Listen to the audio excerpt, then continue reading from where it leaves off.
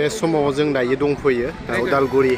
railway स्टेशनाव जायनाखि बड'लेण्ड महोत्सव जायनाखि प्रग्रामावहाय नै जोंहा डेम'क्रेसि दख'रानिफ्राय बाहागो लायगोन बेवहाय मा बुंगोन बयनिसिमबो गोजोन फुंबिलिनि बड'लेण्डनिफ्राय गाहाम हामलायनाय बावहरबाय दान्दिसे समनि उनावनो बड'लेण्ड थांगासिनो दङ दिल्लीयाव साननैनि थाखाय बड'लेण्ड महोत्सव प्रग्राम जागोन आरो बेवहाय जोंनि डेम'क्रेसि दख'रा दुलाराय बर' फरायसा आफाद हिसाबै जों बाहागो लागोन आरो उदालगुरिनिफ्राय खमैबो 600सो बिबानगिरि बा बर' फिसाफोरा बे हाबाफारियाव बाहागो लागोन इसोरनि सेराव जों बयनिबो मोजां देहा आरो गोजोन हान्थिनायनि थाखाय दिल्लीयाव थांगोनानै बे फार्स्ट टाइम नामा नोंनि इन्डिभिजुवेलि आंनि थाखाय फार्स्ट टाइम बैसागुआव प्रग्राम दङमोन दिल्लीयाव नाथाय गामिनि मोननैसो बैसागु प्रग्रामनि थाखाय आं फार्स्ट टाइम नोंथांनिसिम सेफ जार्नि मोजाङै जाहाथे थांनो हायो नै बे समावहाय नै ट्रेना मोनफैबाय स्पेशल ट्रेन आरोना बेयाव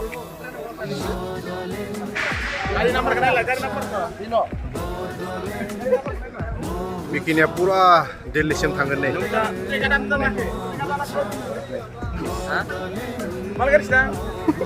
जोंना बिथिं राजादा दङ राजादा फिलिंसा बोरै फिलिंसा हेपि ना ट्रेना मोनफैबाय नै एसे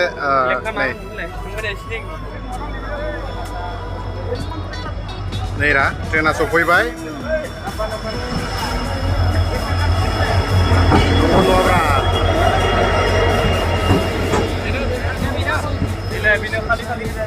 खालि गोजा बेनो वाव बड'लेण्ड महोत्सव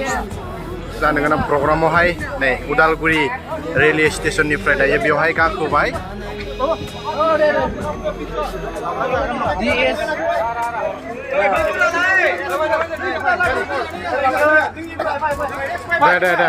थांदो मोजां थांदो वाव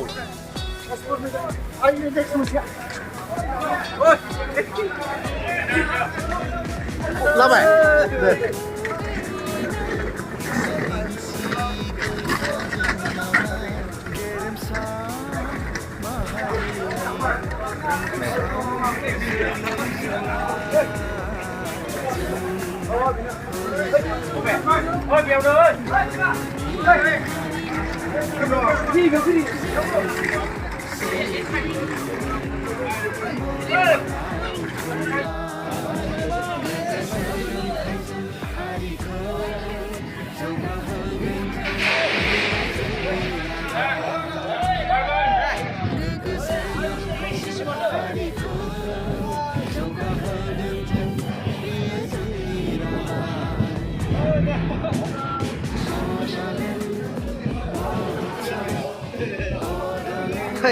बिराद दामा होदो माथो नैनिफोराव मानसि बेलेगनिफोर नै